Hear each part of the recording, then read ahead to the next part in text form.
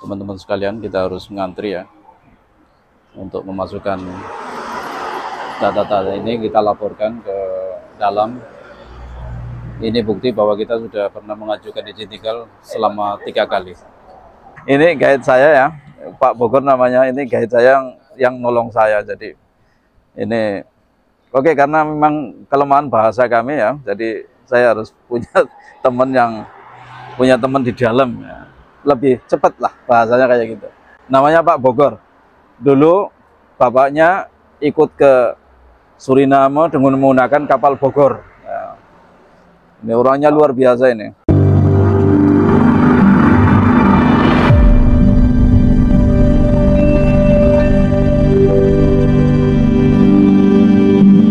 Assalamualaikum warahmatullahi wabarakatuh. Selamat pagi, selamat berjumpa lagi dengan saya Latif dari Suriname Family Channel. Teman-teman sekalian, saudara-saudara sekalian, dimanapun Anda berada, hari ini kita akan pergi ke sebuah tempat namanya yaitu kantor Justisi and Polisi. Kalau di Indonesia itu Kementerian Kehakiman lah ya. Kita akan mengurus izin tinggal. Jadi izin tinggal pertama, kedua, ketiga, dan ini izin tinggal yang terakhir yaitu izin tinggal permanen. Kalau kami sudah dapat izin tinggal permanen ini ya, jadi sudah bebas keluar masuk Indonesia. Ya teman-teman sekalian, untuk tinggal di Suriname sebetulnya tidak terlalu susah ya. Yang penting dari awal kita tidak ilegal, kemudian mengajukan MKV, visa MKV, kemudian diurus.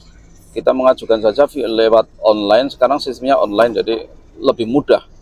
Tidak harus ke kantornya langsung, tidak harus ketemu dengan pegawainya langsung, dimasukkan lewat online satu persatu, di scan, kemudian dikirim ke Vreemdelingendienst Justisi and Politie. Nanti setelah 1 minggu kita dapat balasan email itu, kemudian ikuti terus prosesnya hingga ya alhamdulillah kami sudah selesai 3-tiganya. Ini yang keempat, berarti kami sudah dapat izin tinggal permanen. Artinya kita sudah mendapat hak seperti orang Suriname ya.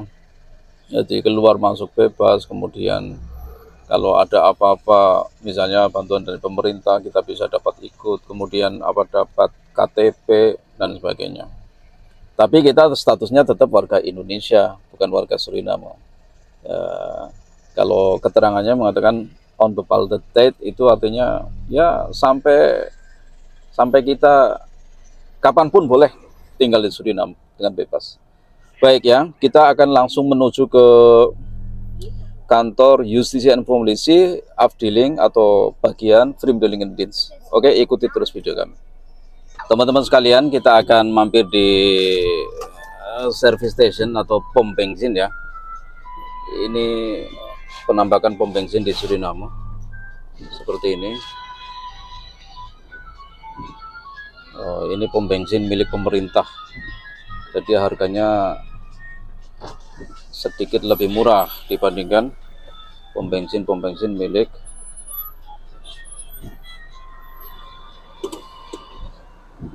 partikuler atau swasta.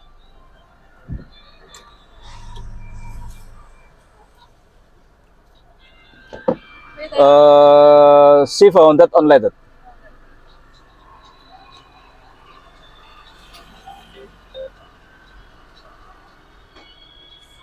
Ya, sama seperti di Indonesia ya, ada beberapa peraturan, tidak boleh merokok, tidak boleh pakai handphone, ya, mesinnya juga sama. Iya mang big bon gini, ya. Hah? No, mi YouTuber Indonesia, ya, Indonesia YouTuber, ya, oke. Ternyata tidak boleh sembarangan membuat film ya. Jadi ketika kami mengatakan bahwa ini adalah YouTuber dari Indonesia, mereka paham ya. Jadi nggak masalah. Mereka takut kalau dilaporin kemana gitu kan. Karena sekarang sedang sensitif masalah bahan bakar minyak, ini lagi sensitif. Di sini ada beberapa konkurensi, artinya ada yang murah, ada yang mahal. Nah, nanti takut dilaporkan, jadi mereka takut. Baik, mari saya ikuti terus video kami. Aldo. Oke, Yuk. bye-bye. Wah. Bye.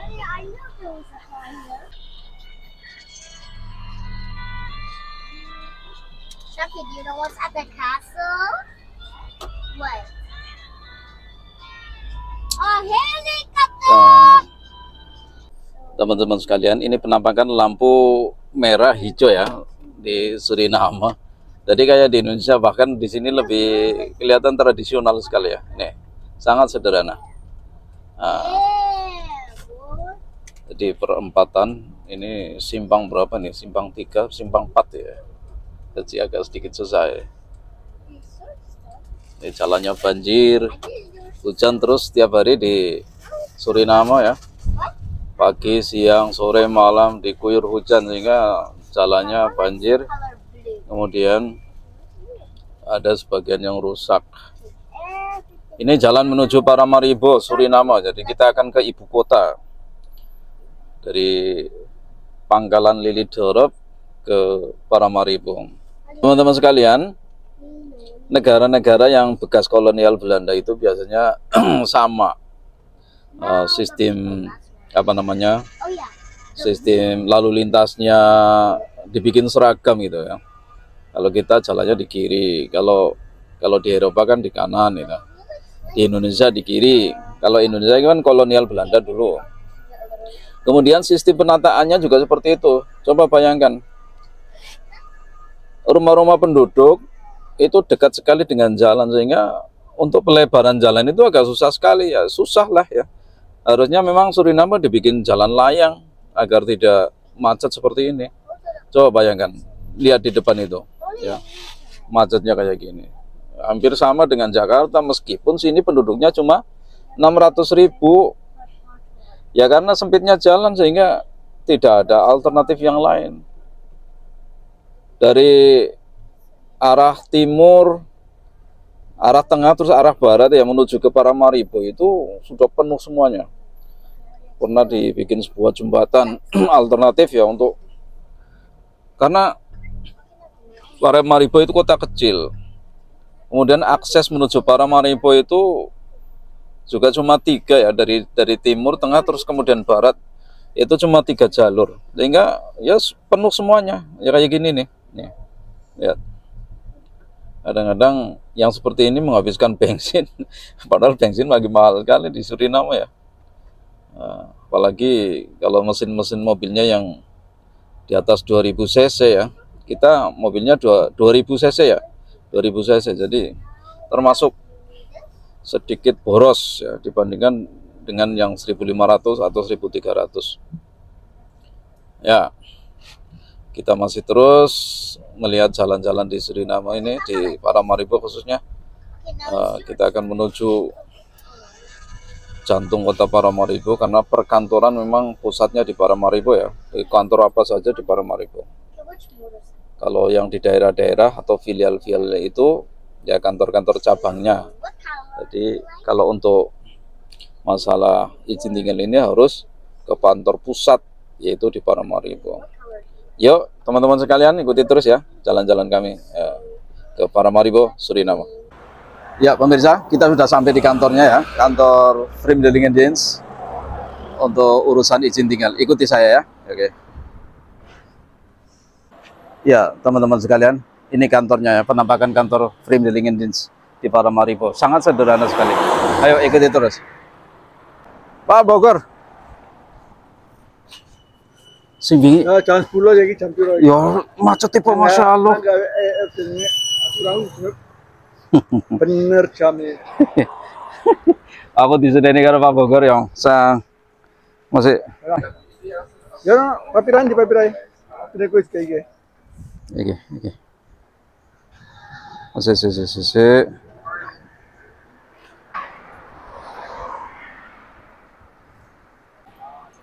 Kita antri di loket apa namanya pendaftaran. Jadi teman-teman atau Buitenlander yang mengajukan izin tinggal permanen itu harus mendapat email dan harus dikonfirmasi ke tempat loket. Setelah itu dikasih semacam struk ya, surat untuk ke depan sana untuk apa namanya menjadikan bukti bahwa saya sudah mendapat email dari Justisi and Policy Vriemdelingen-Dienst. Ini guide saya ya, Pak Bogor namanya, ini guide saya yang nolong saya. Jadi ini oke, karena memang kelemahan bahasa kami ya, jadi saya harus punya teman di dalam ya. Lebih cepat lah bahasanya kayak gitu. Namanya Pak Bogor. Dulu bapaknya ikut ke Suriname dengan menggunakan kapal Bogor. Ya. Ini orangnya luar biasa ini. Aku lahir neng kapal. Kapalnya namanya Bogor. Wayahe imigran saka Indonesia. Baku lahir Bogor, Yohanes. Iki namanya ya iki jenenge sebenarnya ya Bogor. Jadi iki Bogor rupane kayak ngene. Oleh kanca lapis itu kan lali banget iki. Jadi karena gugup. Ya, ini. Ya, iki. Karena kita gugup, jadi struk atau papira ketinggalan ini.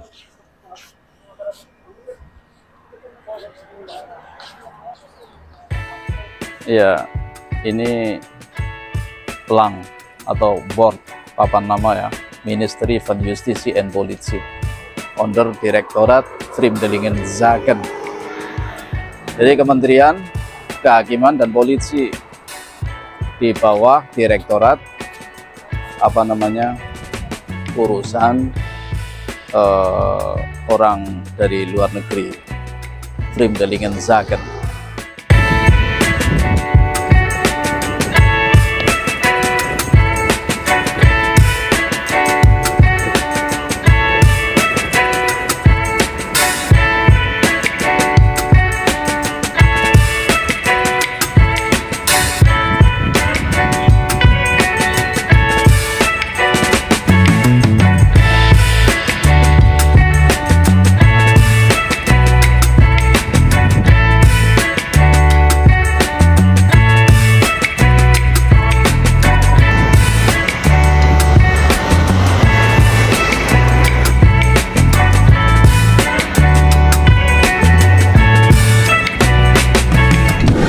Sekalian kita harus mengantri ya untuk memasukkan data-data ini, kita laporkan ke dalam. Ini bukti bahwa kita sudah pernah mengajukan izin tinggal selama 3 kali. Kita nunggu gilirannya ya.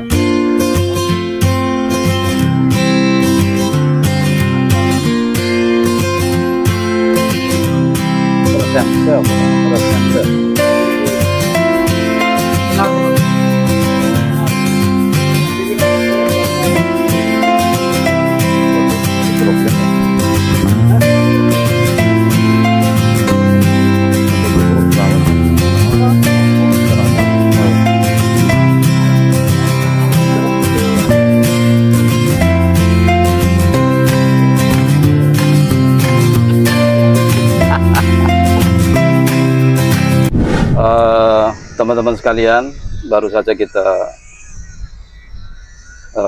dari kantor Vriemdelingen-Dienst ya, kantor urusan orang-orang dari luar Suriname yang mau mengajukan izin tinggal.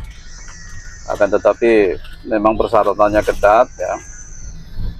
Kami lupa tidak bawa apa namanya satu item saja persyaratan itu, yaitu asuransi dokter ya. Asuransi dokter itu tetap tidak bisa apa namanya berhasil, artinya harus mengulang lagi ya. Memang ya begitu adanya. Jadi konsekuensi kami udah jauh dari Lidoro ke kota, macet-macetan, hujan lagi, tapi karena satu kurang apa namanya dokter card itu, asuransi dokter kebetulan ketinggalan di rumah ya, harus ngulang lagi. Besok-besok lagi kita harus ke sini lagi.